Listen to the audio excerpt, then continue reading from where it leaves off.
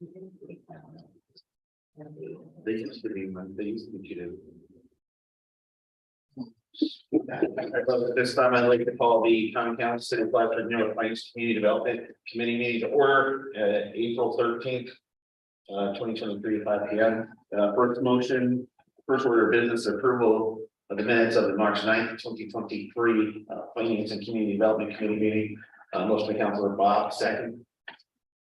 Councilor Kelly, any changes, alterations, deletions? Seeing none, all in favor? Aye. Opposed? Carried. 2.1, discussion of 2023 year-to-date report. Standard report, everybody gets it. Any questions, comments, requests on that report? No, seeing none, we'll move on. The 3.1 draft resolution establishing capital project H8320.84 2023 water system improvement. Councilor Bob, second. Councilor Kelly, discussion. I have one question here. Yes, sir. Why are we bonding $200,000? We can't be that close to the bone in the water department that we need to borrow $200,000. Yeah, we are. We're, The water reserve is only 61,000 and now we're down to about 600. So there's no so we didn't keep up with the rates and keep up with water. well, we should be funding the department. We shouldn't be day to day with how much money we have in the water fund. I don't get what you're getting at. I Like don't you're saying. understand it at all. You said the rates aren't high enough. Well, something's wrong. We don't. I do. I think everybody should get it. That report says there's 700,000 surplus, give it text, and you take 200 out, that's a big hit, and that funds the operation, so we have to keep that. The reserve is down to 61,000. We have to borrow this money because we just don't have it in the water fund. Well, that shouldn't be. Okay. Okay. It's just like if we had the wastewater, if we had where we're operating day to day, we wouldn't be able to do anything. We have a reserve there. We should have a reserve in the water fund. We have not been charging enough money if we are that close to busted in the department.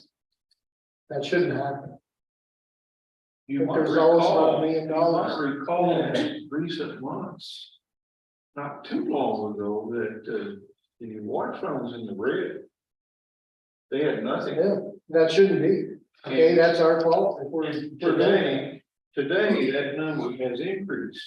So we're on the right path to say, to try to insinuate that we're in some kind of financial trouble because the water fund doesn't. well, when you don't have enough money to pay bills, you are in trouble. No, I'm really saying we don't suffer the. It's for capital. That's unacceptable. What bills? That's unacceptable. What bills? The day-to-day bills to run the department. We do have a day-to-day bills being covered. What we're talking about here is a $200,000 capital expenditure. It's gonna have a life of at least 20 years. Yeah, well, we shouldn't be running that, we shouldn't be running that close, so we shouldn't be running that close. So you finance it over the life of the asset for the $200,000, and that makes financial sense. Yeah, if you don't have any money to spare, yeah. We should have money to spare there. That's good business. I don't understand what that's based on. Well, you should. Okay. Okay. All right, that's that. Any questions about the project itself? I'll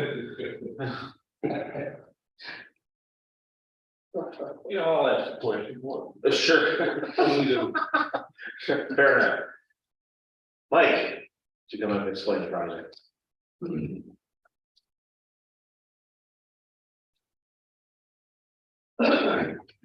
So, essentially, the piping that leaves the tank goes to our meter pit. There's couplings on it that have failed. It's not going to get any better. It's only going to get worse. So this is to fix that problem and to continue to provide water to the city of Plattsburgh in the future. I think it's simple as I can say it. Any questions? None? All right, all in favor of moving this to the regular meeting? I, Opposed?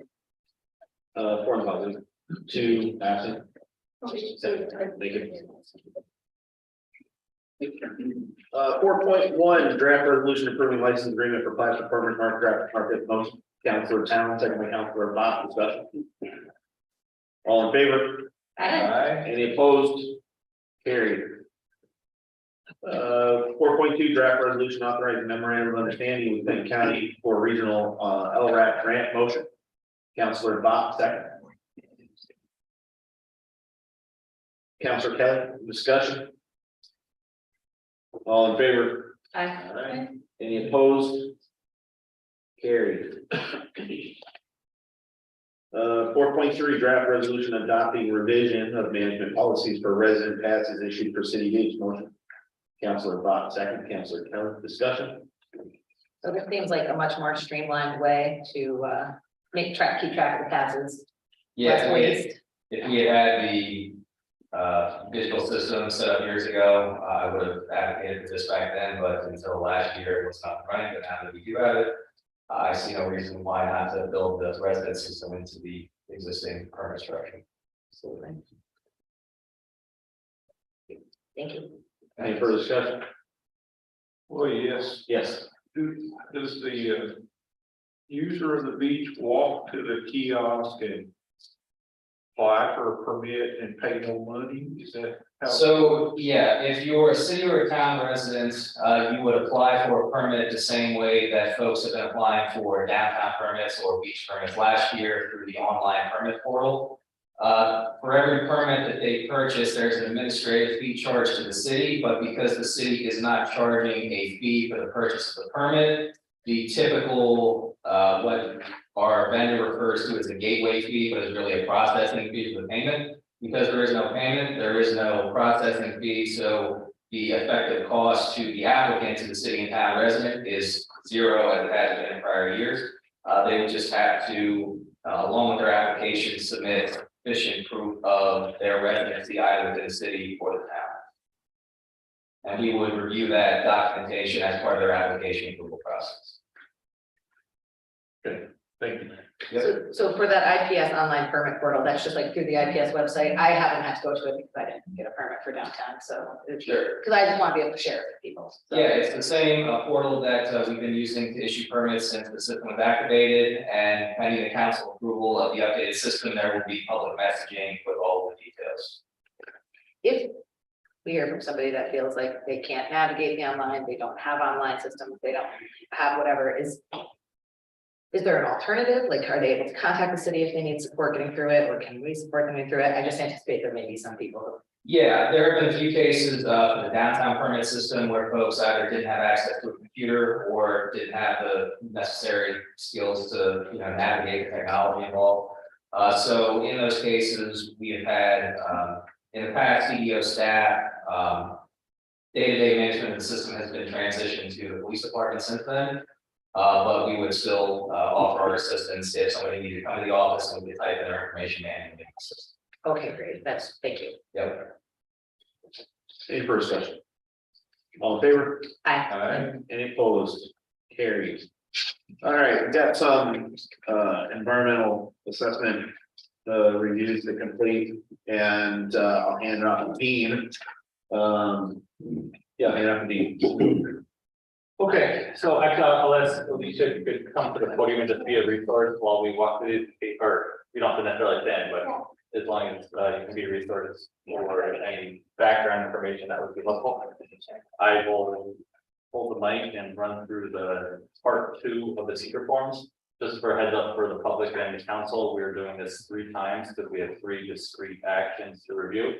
And these are all type 1 actions, which triggers the long form review, which is that rather lengthy questionnaire. Remember, there's a topic sentence for each category of questions. If the answer is no, move on. If the answer is yes, then there's going to be sub questions, with the options being no or small impacts versus moderate to large impacts.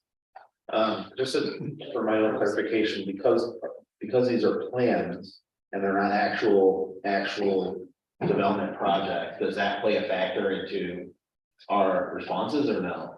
Yes, if you have a brick and mortar project, you can look at discrete impacts of that brick and mortar project on various environmental factors. Whereas when you have a plan, a lot of it's speculative.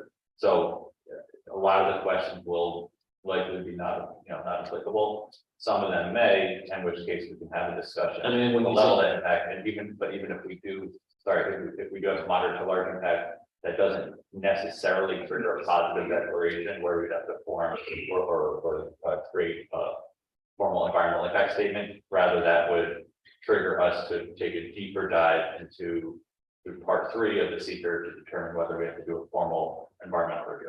But when you say speculative, is it something that we should speculate the worst case scenario, or it's like, hey, we don't know? It's hard to answer that. I guess, I mean, as we get to each question, we can get to it, but it's. I have a follow-up question to that too, though, in a related note, like, so this is for the plans. If and when we move to brick and mortar, will we have to do a secret again for those? Like, when is it actually something that actually We happening? council, unlikely you're a legislative body. So, yeah, rarely would you see brick and mortar project come to this body because you're not a planning board or zoning board. Right. So, And we're not a developer either, so we're not going to have to answer those questions. so short answer, yes, but not through this body. Okay, so it would be done, though. It's a process that would be done again on the brick and mortar through a different body. Okay. Okay, so just again, for table of content purposes, the first one is the comp plan, the comprehensive plan. The second one is the LWRP, the local waterfront revitalization program.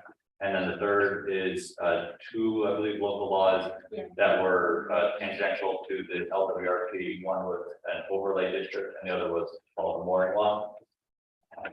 So this is, so the zoning update is not part of this review. Not the holistic one. Okay. No, not the holistic, not the citywide zoning update, but the associated zoning update.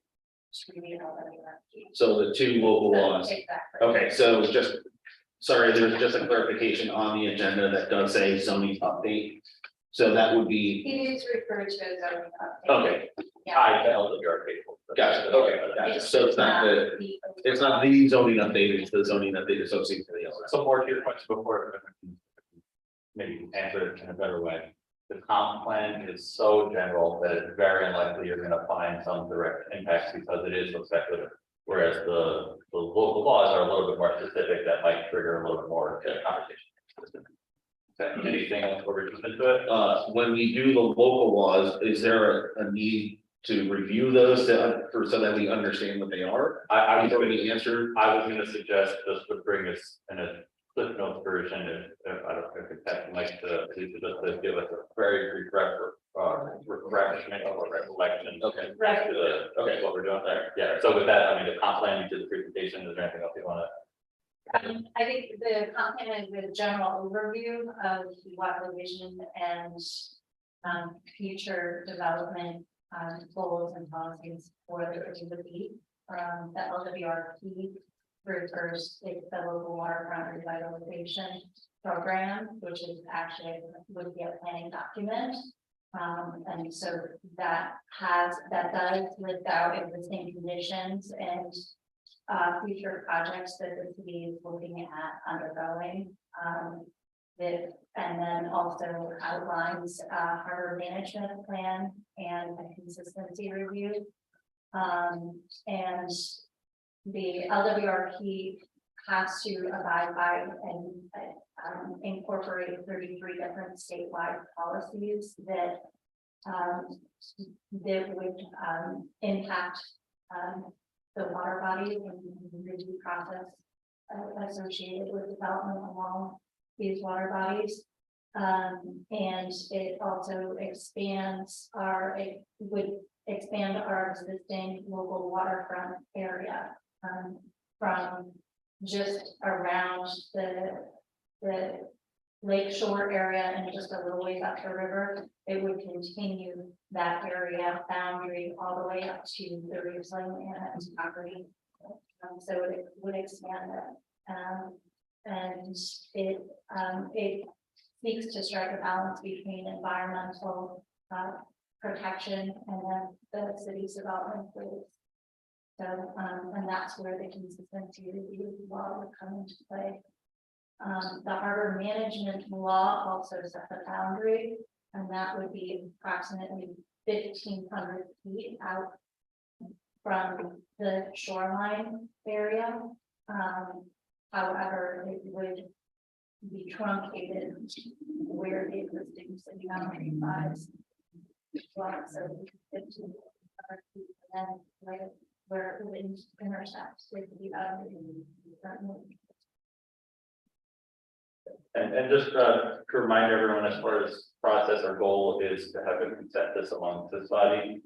If there's not a consensus, meaning everyone doesn't agree, I mean, some questions are gonna be obvious, but if there is a non-obvious question or some kind of internal discussion, that's a good thing.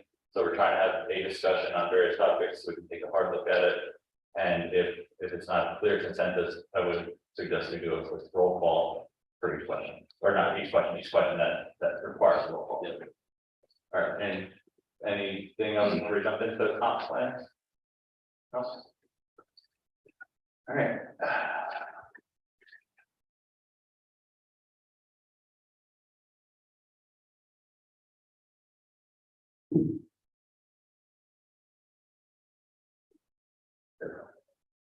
Okay, so, part two, we're identifying potential project impacts from the comp plan.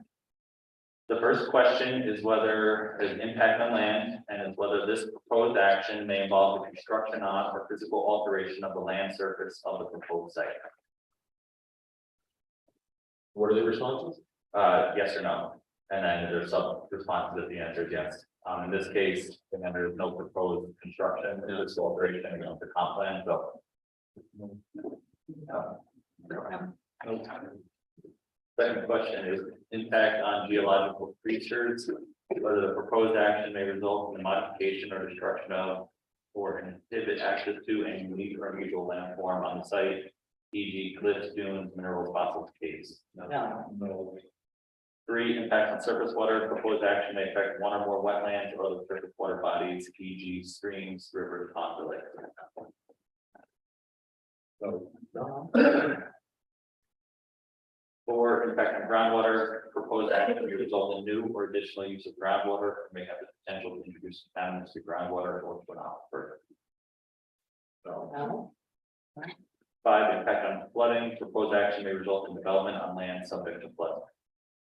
So does our comp plan put any new development in the No, flood?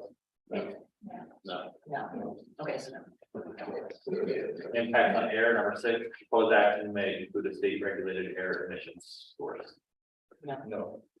7, impact on plants and animals, proposed action may result in the loss of flora or fauna. Oh, No. No. No. it's a, yeah, no. 8, impact on agricultural resources, proposed action may impact agricultural resources. That's no. 9, impact on aesthetic resources, the land use of the proposed action are obviously different from or are in sharp contrast to current land use patterns between the proposed project and a scenic or aesthetic resource. Say no. 10, impact on historic and archaeological resources, proposed action may occur in or adjacent to a historical or archaeological resource. What do you mean a support resource? so like a historic district, a registered building on a historic. That's But the comp plan is leading to, okay, so, So the comp plan is citywide. yeah. Right. So if you want to say yes, here, Yeah. that's fine, and we go to sub questions and I think it's a yes. Well, I don't know, I mean, I know that the comp plan is gonna lead to some zoning code changes, which may change an RH district, but this plan itself doesn't, does it? No, it recommends zoning, a zoning update. Okay, Yeah, I agree with your point. And no, I don't think there would be any direct impact. But the comp plan does include archaeological resource areas and historic sites. it outlines them and does what to them, It doesn't, nothing, it just outlines them. Ian, can you just read it again? Like just a sentence, Proposed action may occur in or adjacent to a historic or archaeological resource. Adjacent to. but occur in or Yeah. adjacent to, Yeah. seems like a yes. Yeah, I think this one would fairly be a yes, but then you'll take the sub questions or. Okay. We'll get. Just say- Yeah, we'll just, if there's a question, like, just say yes and we'll just go through. Okay, so the sub question A. The proposed act, and again, the options here are no or small impact or moderate to low impact. A, the proposed action may occur wholly or partially within or substantially contiguous to any buildings, archaeological site or district which is listed on the national or state register of historical places. Or that is determined by SHPO to be eligible, or not SHPO rather, New York State Office of Parks, Recreation and Historic Preservation to be eligible for listing on the state historic register, state register of historic places. So. No. No, Or small. no, we're small. Okay. B, the proposed action may occur wholly or partially within or substantially contiguous to an area designated as sensitive for archaeological site on the SHPO archaeological site inventory. No. C, the proposed action may occur wholly or partially within or substantially contiguous to an archaeological site not included on the SHPO inventory. No. No, we're small. No, or no. Okay, okay, we're good. 11, proposed action may result in a loss of recreational opportunities for reduction of an open space resource as designated in the adopted municipal open space plan. No. Well, there are no critical environmental areas in the city, but the proposed action may be located within or adjacent to a critical environmental area. Impact on transportation. 13, proposed action may result in a change to existing transportation systems. And does the comp plan call for any changes for transportation or transportation infrastructure? Complete streets, Which is what we do already, so that's not a change necessarily. it's improved, it suggests modifications and improvements in complete streets, so. There could be some of that. Yeah, maybe, like you said, let's go with yes. Okay, Do the so sub sub question. A, projected traffic increase may exceed capacity of existing road network. No. Proposed action may result in the construction of paved parking area for 500 or more vehicles. Oh, hopefully. Proposed action will degrade existing transit access. No. Proposed action will degrade existing pedestrian or bicycle accommodation. No. E, proposed action may alter the present pattern of movement of people. No, we're small. No, we're small. Any other impacts you can think of? You heard of that? Does that sound about right? Yeah, I think E is the only one that may be yes, because we will be seeking the improvement of the present pattern. Of movement and roads. What would that be? A big impact? Probably, Yeah, small impact. 14, impact on energy. Proposed action may cause an increase in the use of any form of energy. No. No, or small. This one's yes or no on the top. No. No. 15, impact on noise, odor, and light. Proposed action may result in an increase in noise, odors, or outdoor lighting.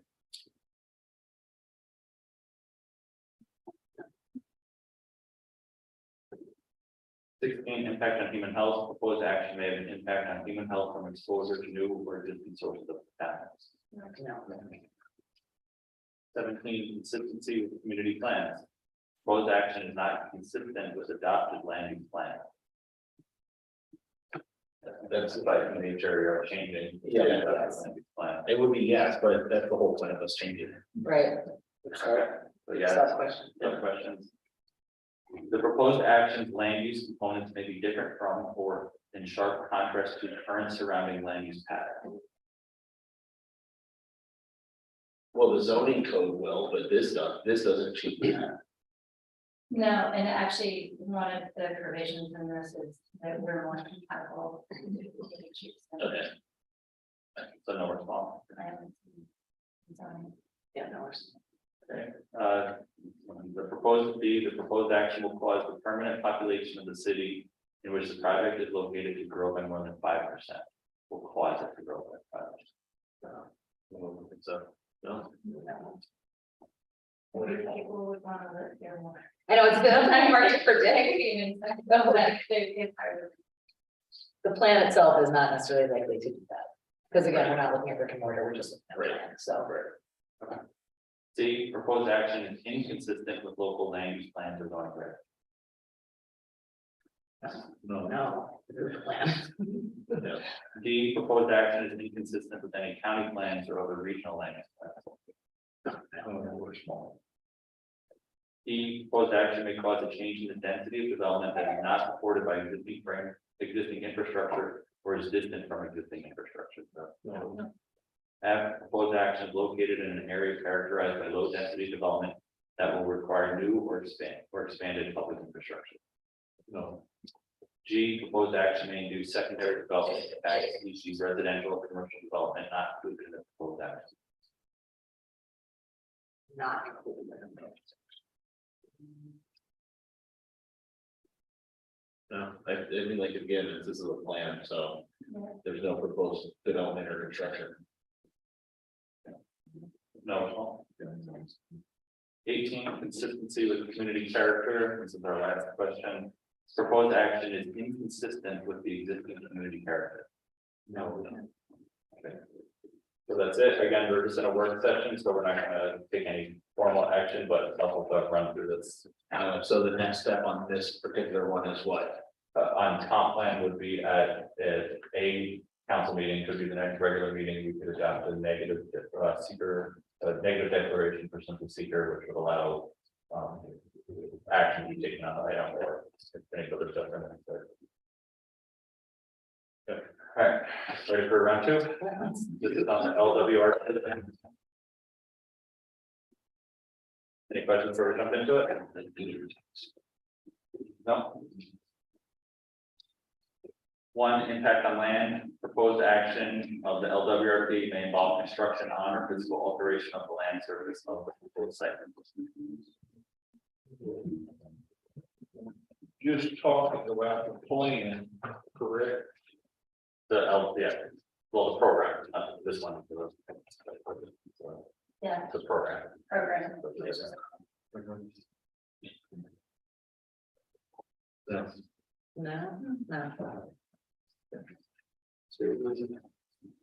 It's hard to do this on a plan. Like, you know what I mean? It's almost harder when we have a.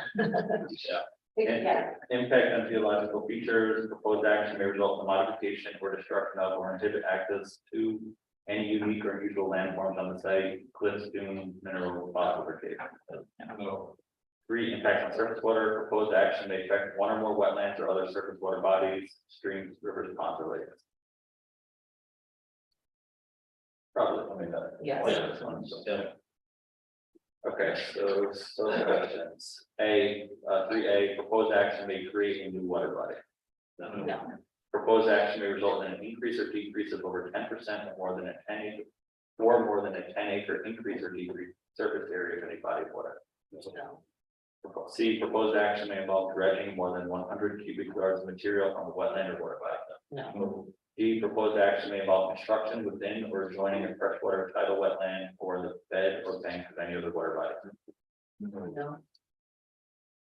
Just heads up, we have to get through A. E, proposed action may create turbidity in the water body, either from upland erosion, runoff, or by disturbing spot sediments. F, proposed action may involve construction of one or more intakes for withdrawal of water from surface water.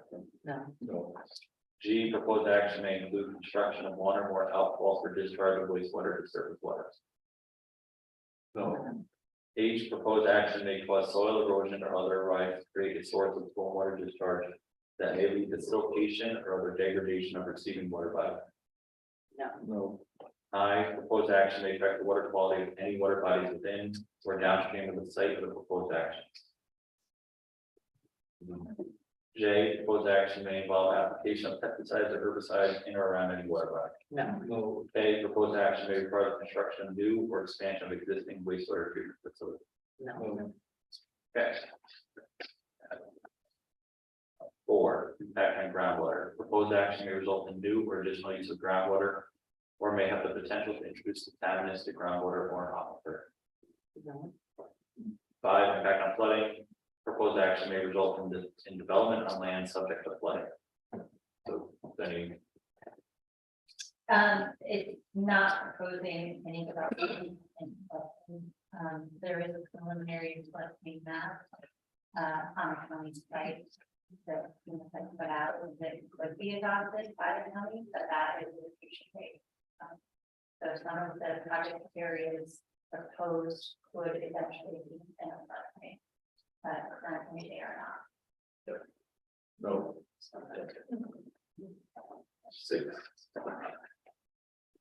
Impacts on air. Proposed action may include a state regulated air emission source. No. 7, impact on animals, plants. Proposed action may result in a loss of flora or fauna. No. 8, impact on agricultural resources. No. No. 9, impact on aesthetic resources. The land use of the proposed action are obviously different from or are in sharp contrast to current land use patterns between the proposed project and a scenic or aesthetic resource. 10, impact on historic and archaeological resources. Any impacts? Proposed action may occur in or adjacent to a historic or archaeological resource. No. It's similar to the conference. Right, in the sense that it does technically have proximity to, Yes. How we do have a Buzzard Bay, as a historic site. okay, so then yes. No, it's- A, proposed action may occur wholly or partially within or substantially contiguous to any buildings, archaeological site or district which is listed on the national registry, national state register, or that's determined to be eligible for listing. And whether that's a smaller or large, no or smaller, moderate or large. No or It seems small. like it'd be no or small. The proposed action may occur wholly or partially within or substantially contiguous to an area designated as sensitive or archaeological site on the New York Shippo Archaeological Site Inventory. No, it's No or small. C, proposed action may occur wholly or partially within or substantially contiguous to an archaeological site not included on the Shippo Inventory. no. Okay. 11, impact on open space and recreation. Proposed action may result in a loss of recreational opportunities or a reduction of an open space resource that's designated in an adopted municipal open space plan. No. 12 was yes or no. 12, impact on critical environmental. 13, impact on transportation may result in a change to existing transportation systems. No. 14, impact on energy may cause an increase in the use of any form of energy. No. Impact on 15, impact on noise, boilers and lights may result in an increase in either of those 3 impacts. No. 16, impact on human health. Proposed action may have an impact on human health from exposure to new or existing sources of contaminants. No. 17. Consistency with community plans. The proposed action is not consistent with adopted land use plans. 18, consistency with community character. The proposed action is inconsistent with the existing community character. No. That's for LWRP. One more. Okay, zoning. Any questions for jump into this one? So this is the Harbor management. harbor management plan and the overlay. Overlay. Yep. Where was this for? But that, Where was this for? Harborside? as part of the LWRP, obligated to adopt various public laws, including local laws. So where they occur within, setback from. The highway So, and within the law, yeah. right, and then if a project within that area comes forward for application, it would be subjected to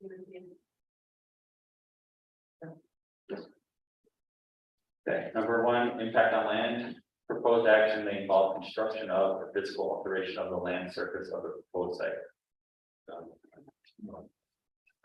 Two, impact on geological features. May result in modification or destruction of or inhibit access to any unique or unusual landforms in the site, cliff dunes, mineral fossils, caves. No. Impact on surface water. Proposed action may affect one or more wetlands, other surface water bodies, including lakes. Well, Kind of. Well, yeah. Does it, like, the action itself doesn't impact it, but it does. Oh, it does protect. the harbor management plan could trigger new requirements for anyone trying to put piers or permanent docks or permanent structures in order. It creates greater oversight within an area. What's the question? Yeah, can you repeat that? Okay, so it's a general question, if these local laws may affect one or more wetlands or other surface water bodies, so it's just an effective question. Oh, so then yes. It's So may negative affect it. or- Right. Okay. But then we'll look at some questions. Right. A may create a new water body. No. No. B may decrease by over 10% the size of a water body. No. C may involve dredging of more than 100 cubic yards of material from a wetland or water body. No. D may involve construction within or adjoining a freshwater type of wetland or in the banks of any or bed of any water body. So there potentially could be a new marina or something constructed, which could have fill. But that likelihood is pretty low, and it would be a one-off project, a once a generation kind of project. So But this, by passing Would these require laws, strict, it yeah. doesn't. give doesn't allow it. direct- So. Right. So no, than all of those. Proposed action may create turbidity in the water body, either from erosion or by disturbing bottom sediment. No.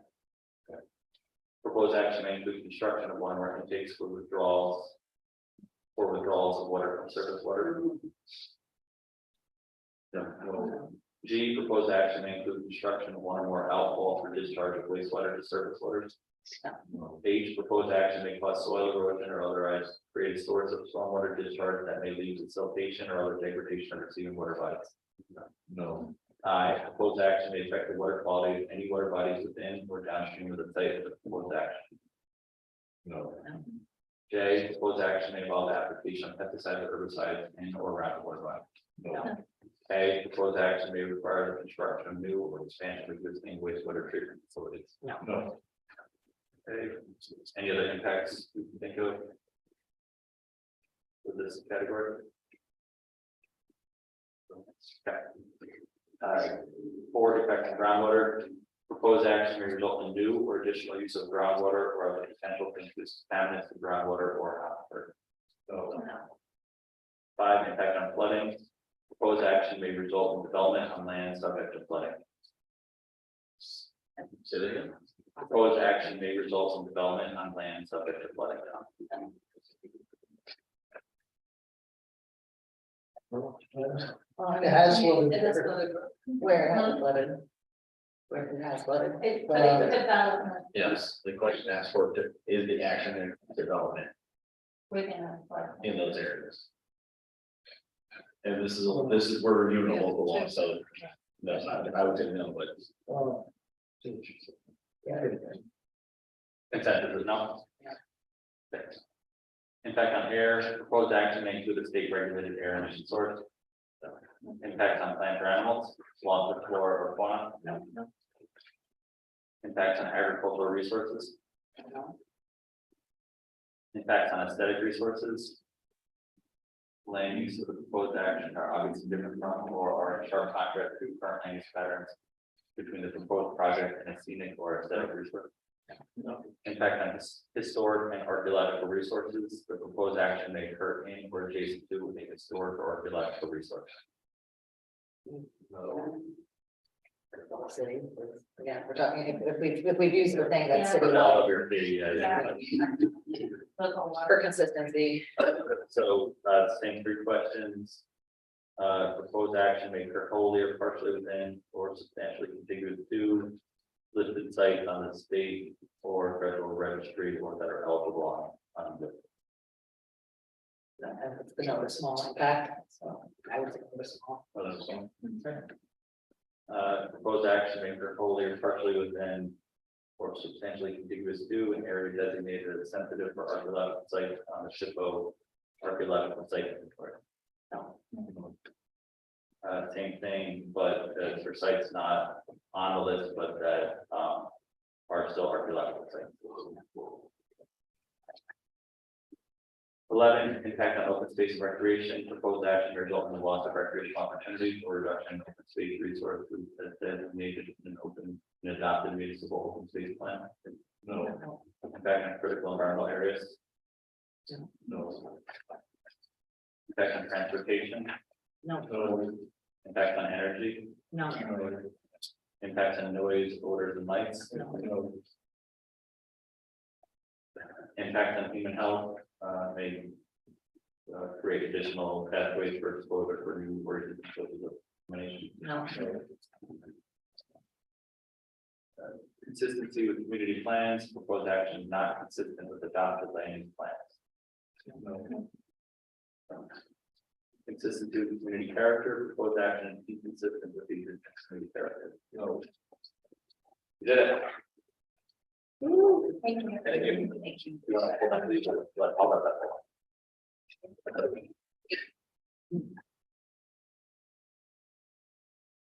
Any public comment? Any new business? I would like to ask the council, especially those folks who attended the Margaret Street meeting last night, there's a couple fair proposals from folks that are going to be impacted by this, and folks who are concerned. I know council's concerned, everybody's concerned, and I think we said it from the beginning that this is a project that is going to cause significant interruption to downtown. We knew that, we've said that.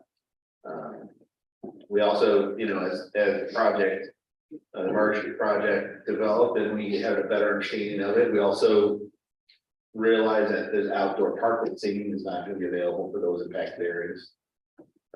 Question to council is and obviously I have to be a bit sensitive to this topic, considering my business is also located downtown and utilizes parking and sidewalk seating. So what's the opinion of council as to press forward with fees charges to that? To folks who are going to be impacted by Margaret Street, does that apply to everybody? How do we create something that's equitable and fair for the season? I think that people, I definitely think that the businesses that are going to be impacted, any fees should be waived. I think the point that was raised at the meeting that, with the dust and everything like that, that it's going to be even the ones that have access to the space might not be able to have outside seating on a given night due to dust or other concerns, noise, things like that.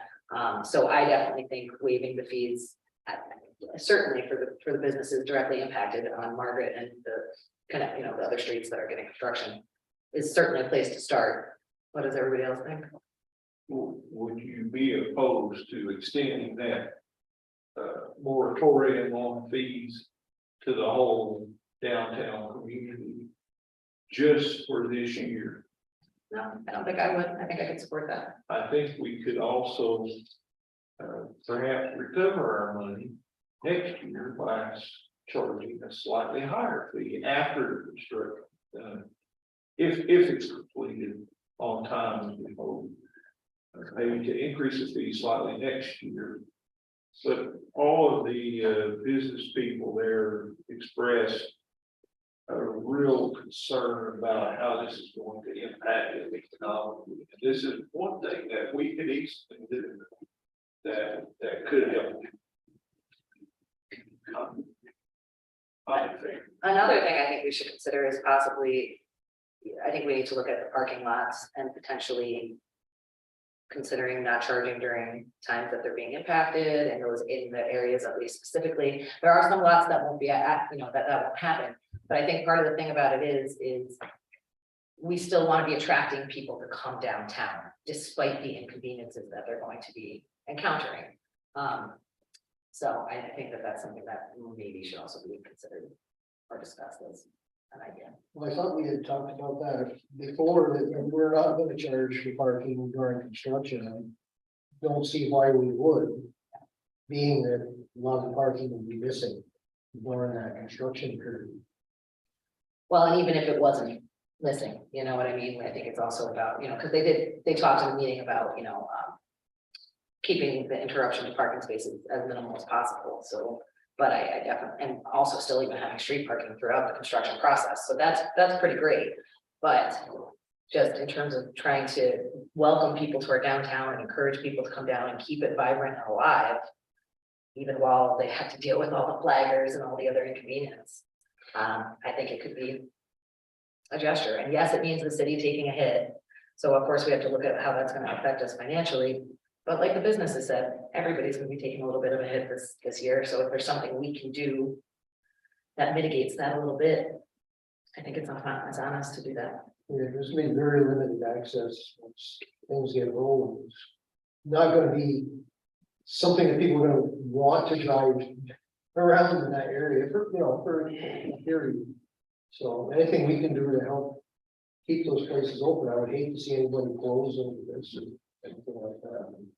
Yeah, and when this did start, and I said the same thing last night, we did talk about being flexible with parking. And we knew that this is gonna be impacted, we were flexible with it. We didn't certainly at the time didn't know what the parking impact was going to be, or is even what it is going to be, until, we're neck deep in construction and we start to see streets blocked off or parts of streets blocked off, so.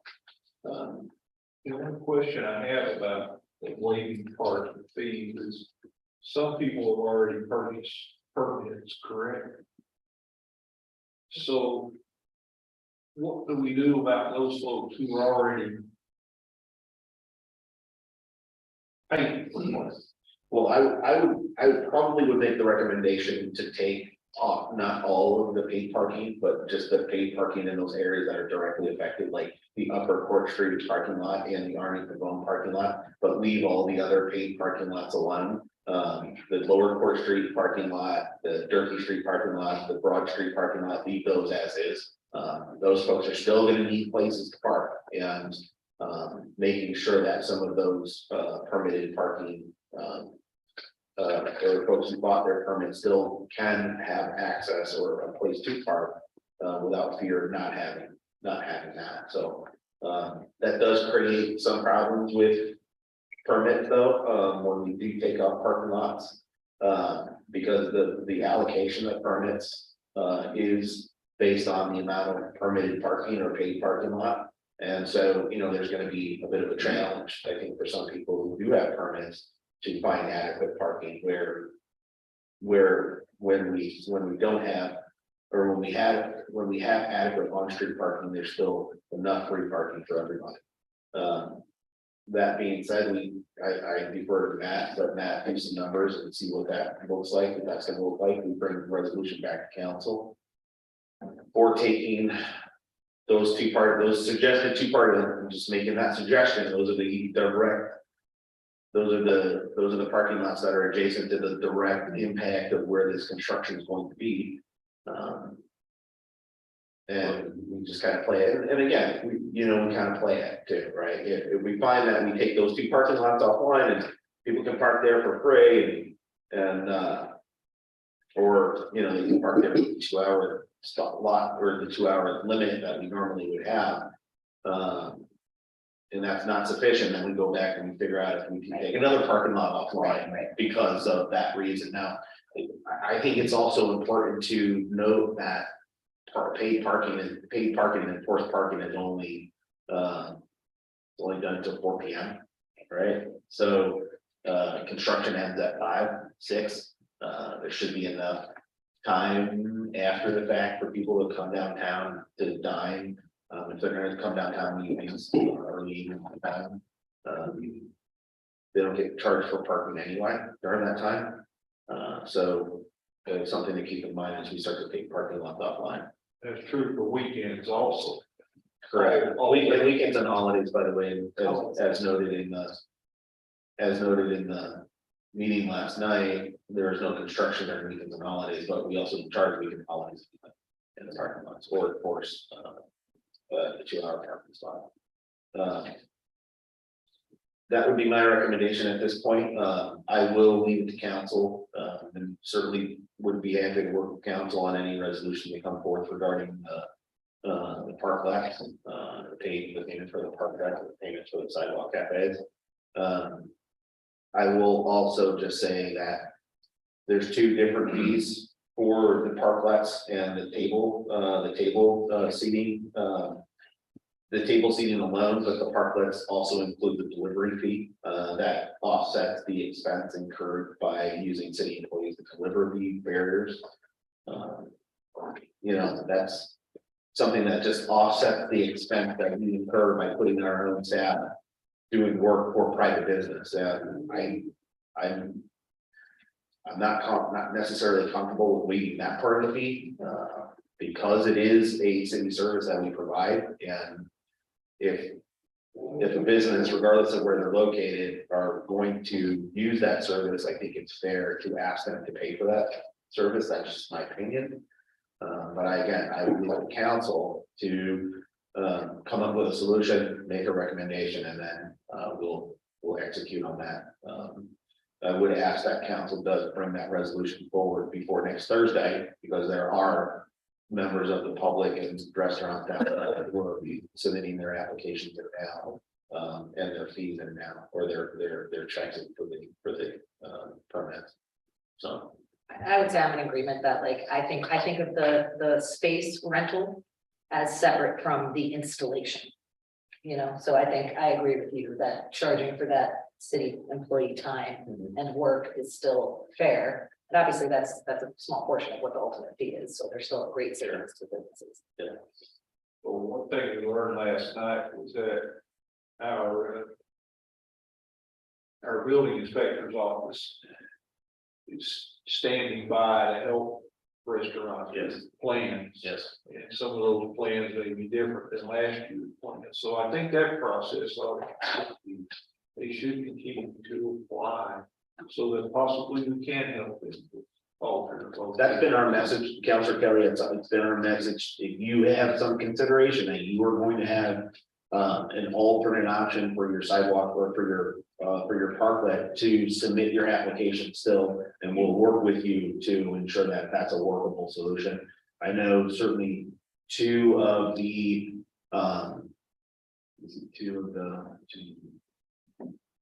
3, 4, 5, 6 Margaret Court, Brinker, Off Streets restaurants that use the parklets. I know 2 of them that do have alternate solutions of putting their parklet in the construction area. They have alternate options, which have been recommended to them. Whether they take those options or not, I hope they do. But they do have alternate options that retain outdoor seating during this time as well. So same message I sent to them: submit your application, submit your fee. We'll work out the new location and we'll work all those details out. But we certainly don't want to hold them up in terms of getting their stuff up there. Mayor, just a brief on the parking question. As far as options for offering relief to the folks downtown, the council can certainly have that discussion amongst themselves, come up with consensus as to what they're hoping to do. Another option would be for me to take a look at the system and offer 1 to 3 options for things that could offer relief, but also be implemented quickly, because there are a lot of moving parts to the system. I'd like to avoid significant reprogramming if possible. I can provide that to you within a day or 2. And That would be great. I was. yeah. Something like that. Okay. Any other new business? Okay, no, we don't do that. Motion to adjourn. Councilor Bob, second. Councilor Kelly, return. Thank you, folks.